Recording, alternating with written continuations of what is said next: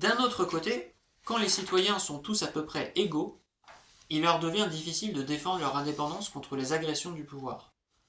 Aucun d'entre eux n'étant alors assez fort pour lutter seul avec avantage, il n'y a que la combinaison des forces de tous qui puisse garantir la liberté. Or, une pareille combinaison ne se rencontre pas toujours.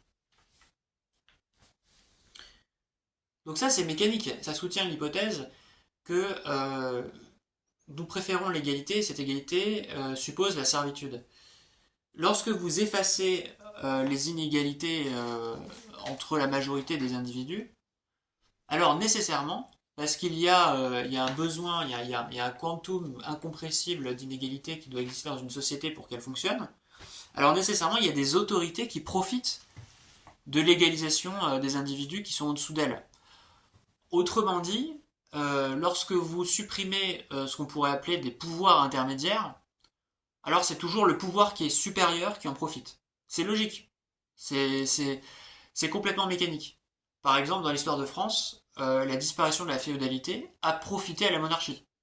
Et le long de l'histoire de, enfin, au cours de l'histoire de France, il y a eu un petit peu cette opposition entre les seigneurs et les grandes familles territoriales et la monarchie qui était en conflit.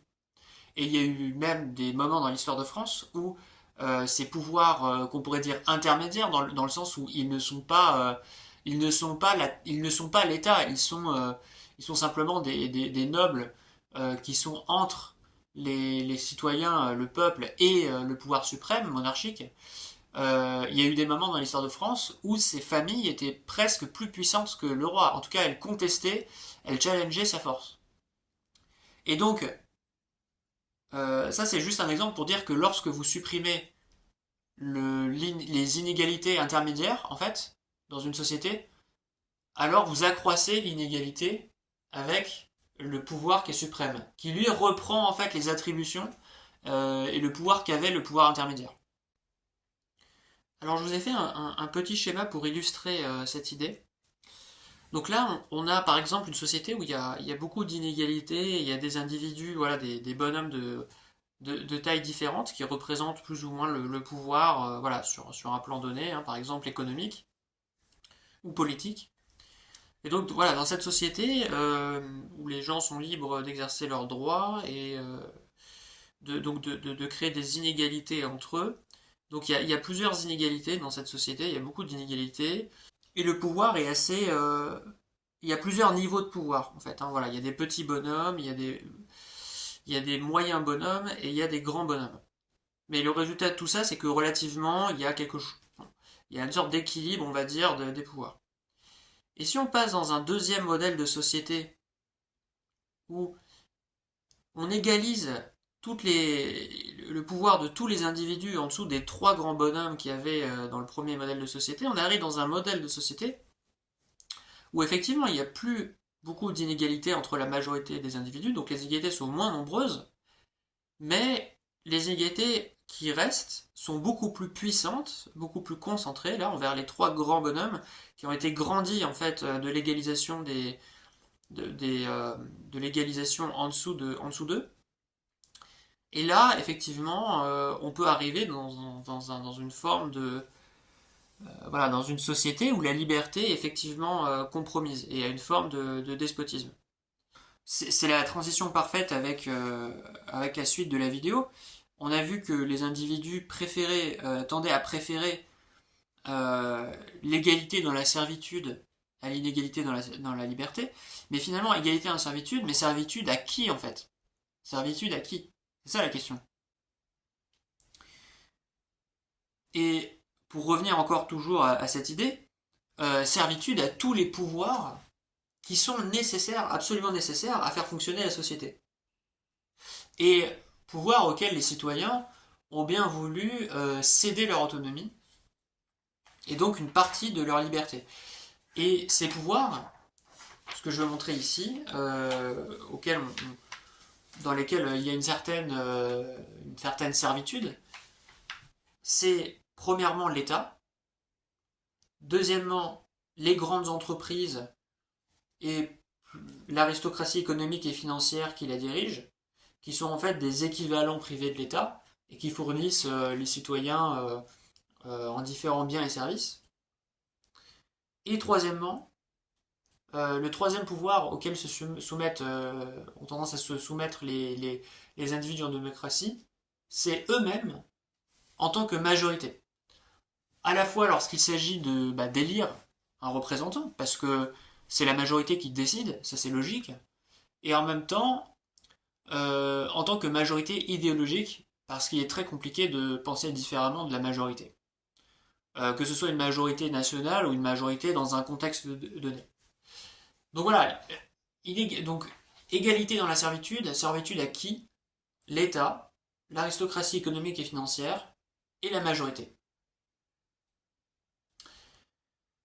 Alors on va voir successivement un petit peu ces trois formes d'autorité qui émergent dans un modèle, dans un modèle de disparition des libertés individuelles.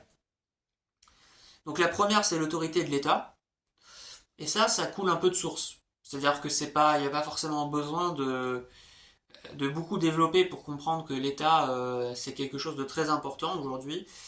L'État fait déjà en réalité énormément de choses pour vous. Euh, bon voilà, l'État gère aujourd'hui une grande partie de l'éducation nationale via les écoles et les universités. L'État gère une grande partie des soins via l'hôpital public. L'État assure la sécurité voilà, via sa force armée, que ce soit sa police, sa gendarmerie, met en exercice ses lois via sa justice. Il est censé protéger la population en cas de guerre via son armée. L'État, c'est la grande machine de redistribution sociale via ses finances publiques. L'État gère également une partie de l'audiovisuel public. L'État, que dire encore? L'État, c'est aussi la vie législative, avec ses députés, avec son Assemblée nationale et ses sénateurs, ça fait partie de l'État. Et le Sénat, ça fait partie de l'État. Euh, voilà, donc l'État encore gère les télécommunications en attribuant les fréquences. L'État gère également votre approvisionnement en électricité.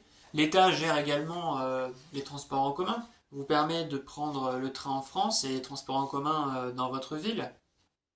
Donc l'État, il est omniprésent. Donc il est omniprésent.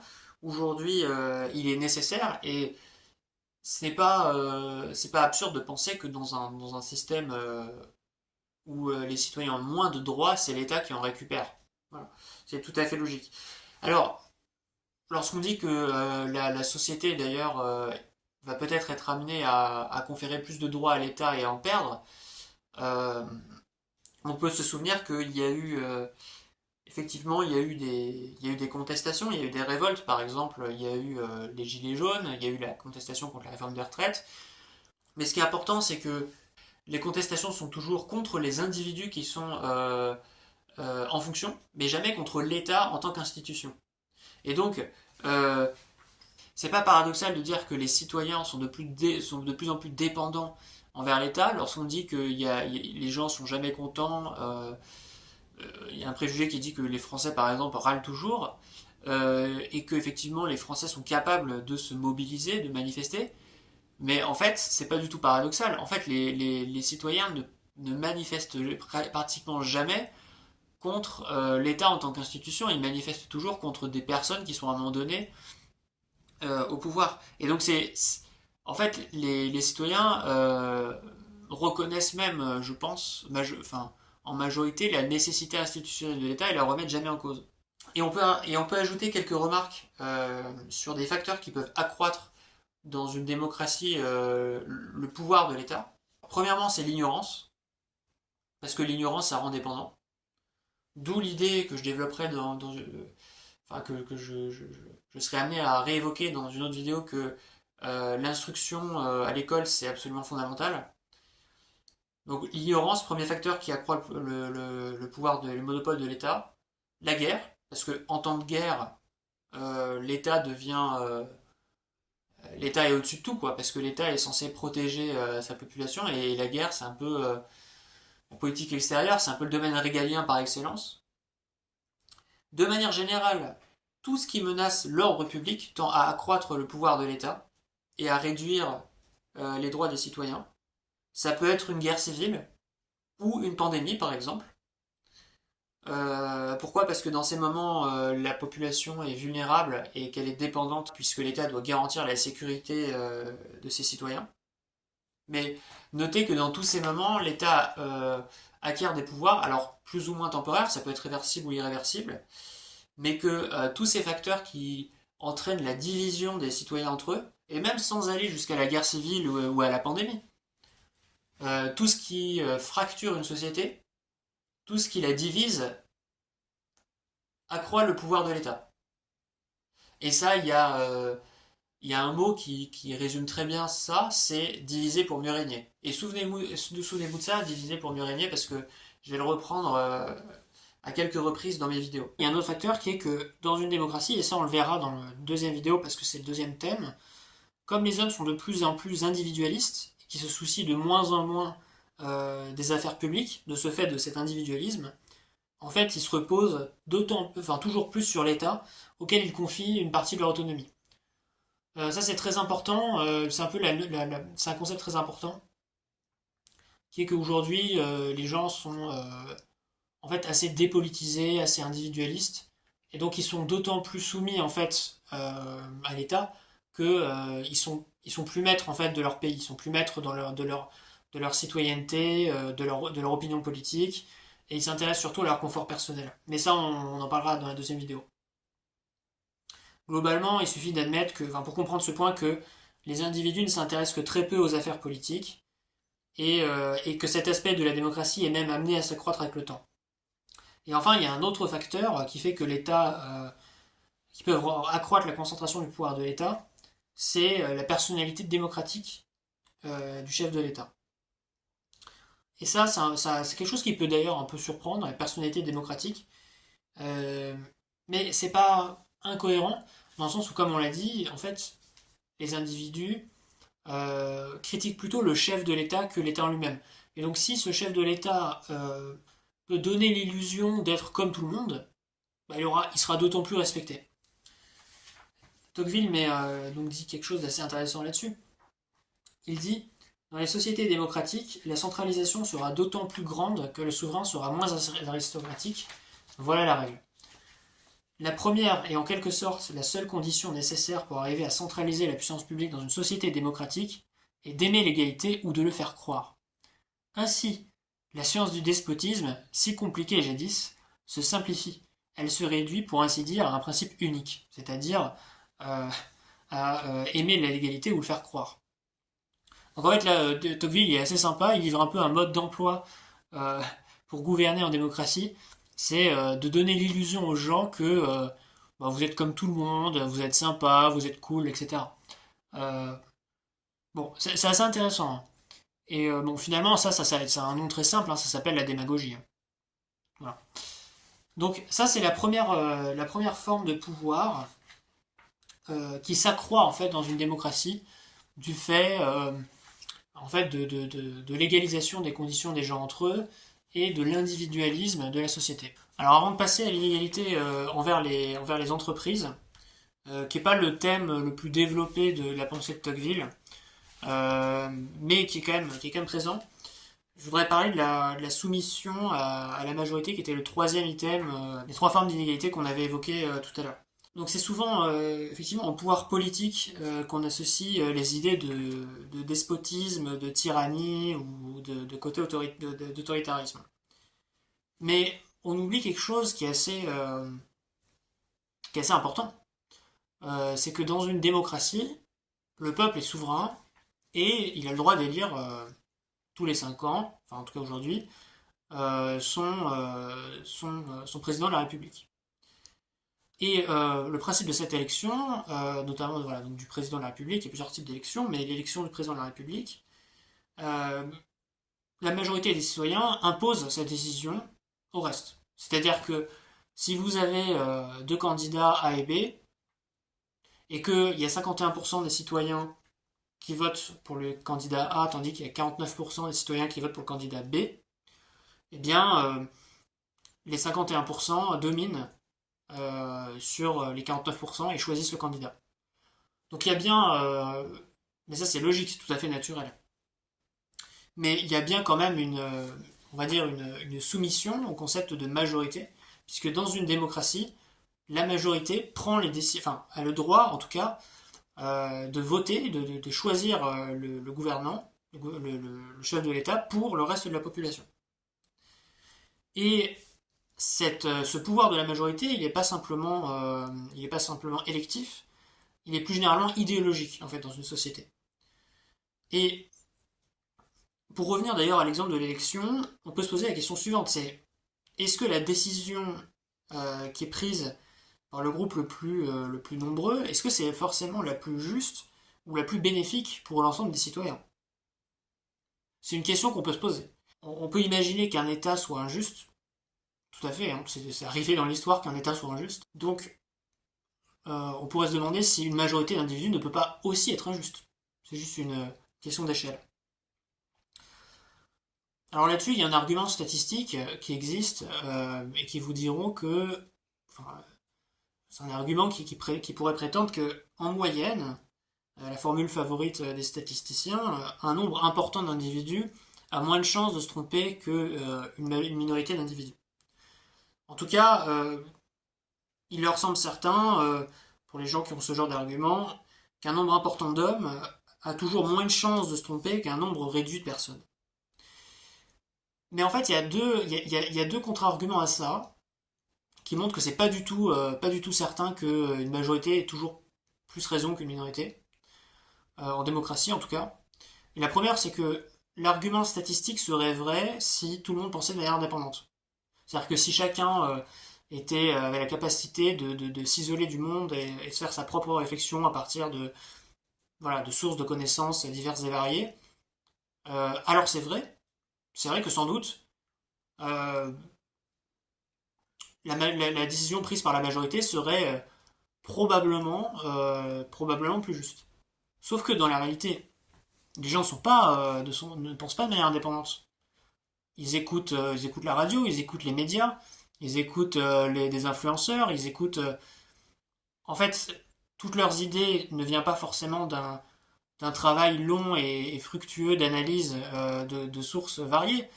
Il vient souvent de ce qu'on leur répète euh, sur les réseaux sociaux et dans les médias divers. Et donc, en fait, la diversité d'opinions, enfin, la diversité d'opinions dans une majorité d'individus revient toujours à un certain nombre limité de médias et d'individus et d'influenceurs qui partagent ces idées. Et donc il est faux de considérer qu'un grand nombre de personnes pensent mieux qu'un petit nombre si tout le monde décide sous des influences communes. Et peu importe qu'une société soit composée de 70 millions de citoyens, si tous ces citoyens sont influencés par une centaine de médias et d'influenceurs.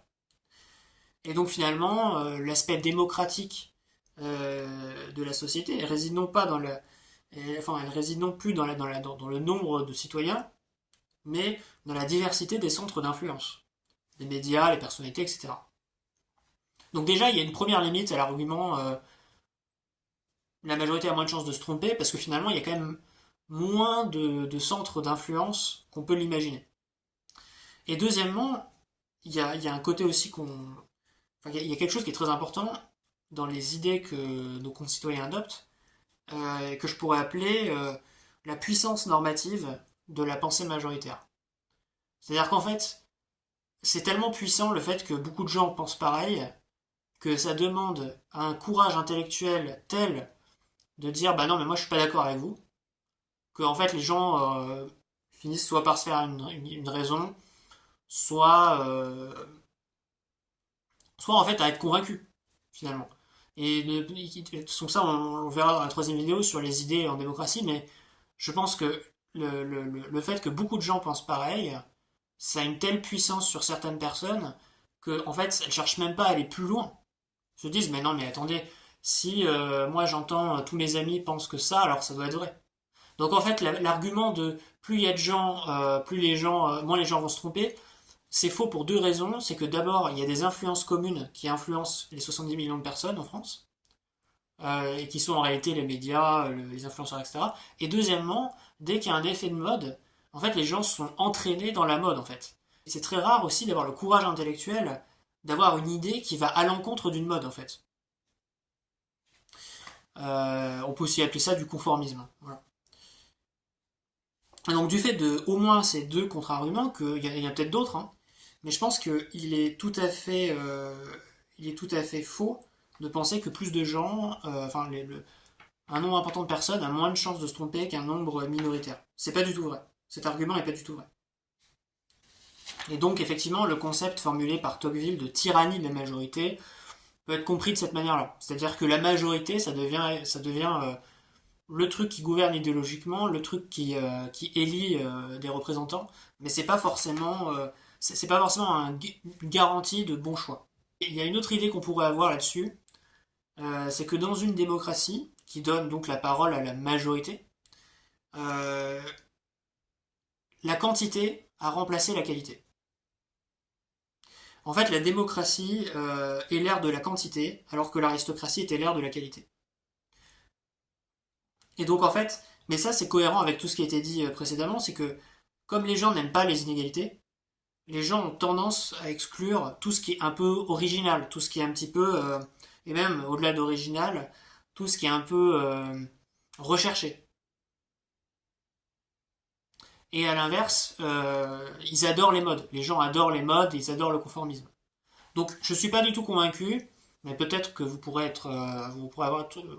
avoir une autre opinion, que dans une démocratie, la majorité est plus légitime du fait qu'elle est plus nombreuse.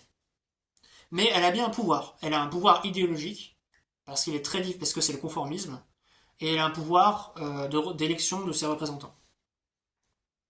Et enfin, il y a une troisième forme d'inégalité qui se développe en démocratie, et c'est la soumission aux grandes entreprises.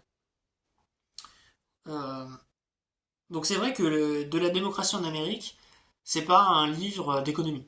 Clairement, c'est pas un livre d'économie, c'est un essai qu'on pourrait qualifier. Alors moi, je pense qu'il est profondément philosophique. D'autres l'ont appelé historique ou sociologique. Bon, peu importe. Mais clairement, c'est pas un traité d'économie. Euh, mais il y a quand même quelque chose d'assez intéressant dans le tome 2 de la démocratie en Amérique, dans un chapitre que Tocqueville nomme Comment l'aristocratie pourrait sortir de l'industrie. Et moi, je trouve que ce chapitre, en fait, dans ce chapitre, il prédit l'essor du capitalisme. Alors, l'idée, c'est la suivante, c'est que, et c'est cohérent avec tout le reste, hein, c'est un peu un système. Dans une démocratie, les gens cherchent à s'enrichir. Donc, en gros, égalité des conditions, on a supprimé l'aristocratie, donc on peut s'enrichir. Et donc, à l'époque, les gens se tournent en majorité vers l'industrie et le commerce, deux professions qui leur permettent de s'enrichir plus rapidement que le reste. Mais il y a quand même deux axiomes de la science industrielle qui sont d'une part la spécialisation, c'est-à-dire que quelqu'un qui fait uniquement la même tâche est toujours plus efficace que quelqu'un qui fait tout à la fois, et d'autre part l'économie d'échelle. Plus l'industrie est grande, elle peut produire à bas coût. Donc ces deux axiomes de l'industrie, de l'économie, la spécialisation et l'économie d'échelle, vont en fait provoquer une mutation économique et sociale irrémédiable en créant deux catégories de travailleurs. D'une part, les ouvriers qui sont exploités pour leur savoir-faire, et d'autre part, les cadres qui sont à la manœuvre générale des usines. Et effectivement, c'est vraiment ces deux principes industriels qui provoquent cette évolution. Parce que si tous les hommes occupaient toutes les tâches dans une entreprise, il n'y aurait pas une telle séparation. Et d'autre part, dans une entreprise à taille humaine, je sais pas, de 3-4 personnes, ça m'étonnerait qu'il y ait une telle ségrégation sociale entre les 3-4 personnes. Et donc, par exemple, il y a un passage dans Tocqueville qui parle justement de cette spécialisation. Que doit-on attendre d'un homme qui a employé 20 ans de sa vie à faire des têtes d'épingle? Et à quoi peut désormais s'appliquer chez lui cette puissante intelligence humaine qui a souvent remué le monde, sinon à rechercher le meilleur moyen de faire des têtes d'épingle? Et évidemment, c'est un exemple, mais je pense que vous comprenez l'idée. C'est en vain que les lois et les mœurs ont pris soin de briser autour de cet homme toutes les barrières et de lui ouvrir de tous côtés 1000 chemins différents vers la fortune. Une théorie industrielle plus puissante que les mœurs et les lois l'a attaché à un métier, et souvent à un lieu qu'il ne peut quitter. Elle lui a assigné dans la société une certaine place dont il ne peut sortir. Au milieu du mouvement universel, elle l'a rendu immobile. Bon, c'est très intéressant, hein, comme toutes les citations, en fait, je me répète un peu. Mais en gros, l'idée c'est que la démocratie n'efface en réalité jamais l'aristocratie. C'est pas possible. Parce que même quand on supprime euh, les privilèges traditionnels, la noblesse, etc., il y a quelque chose qui existe, qui tout d'un coup s'accroît en fait dans le cœur de tous les hommes. C'est de dire, bah, puisqu'on est devenu libre et qu'on a les mêmes droits que tout le monde, nous aussi on a envie de s'enrichir. Et il se trouve qu'on peut s'enrichir à cette époque, effectivement, avec le commerce et l'industrie. Mais dans le fonctionnement même de ce commerce et de cette industrie, se recrée une nouvelle forme d'inégalité, qui est liée à la spécialisation et à l'économie d'échelle. Et donc se reforme une certaine aristocratie économique. La démocratie pousse à l'individualisme mène au désir de richesse, et le désir de richesse porte à l'industrie, et enfin l'industrie doit recréer une forme d'aristocratie pour s'établir. Alors on pourrait actualiser, hein, aujourd'hui c'est plus vraiment l'industrie dans les sociétés occidentales qui permet de s'enrichir rapidement, je pense. Ça c'est une évolution un peu structurelle de l'économie des sociétés occidentales. Enfin pas toutes les sociétés occidentales, mais c'est vrai pour la France, par exemple. Enfin c'est en particulier vrai pour la France d'ailleurs. Euh, Aujourd'hui c'est surtout les services de manière générale, la finance ou la tech, qui ont remplacé un peu l'industrie dans cet exemple de Tocqueville. Et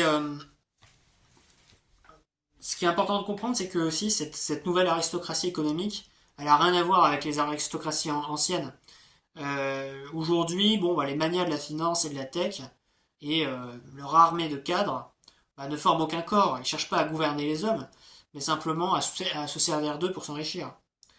Et c'est pas vraiment une aristocratie, c'est, si vous voulez, l'aristocratie, le terme étymologique, c'est le gouvernement des meilleurs. Mais est-ce qu'on peut considérer que des gens qui sont uniquement mus par la froide quête du gain sont vraiment des gens bons? Je ne sais pas. Et donc, cette aristocratie n'a plus aucune valeur, sinon sa valeur financière. Il n'y a pas de lien entre les hommes qui la composent, si ce n'est celui du contrat formé sur la base d'intérêts réciproques éphémères. Donc en fait, cette aristocratie, elle est peut-être elle est moins symbolique, elle est moins violente peut-être que celle de l'ancien régime, mais elle est aussi beaucoup plus cynique. Et Tocqueville conclut ce chapitre en disant: c'est de ce côté que les amis de la démocratie doivent sans cesse tourner avec inquiétude leur regard. Car si jamais l'inégalité permanente des conditions et l'aristocratie pénètre de nouveau dans le monde, on peut prédire qu'elles y entreront par cette porte. J'ai quand même l'impression que Tocqueville a été assez pertinent dans cette prédiction.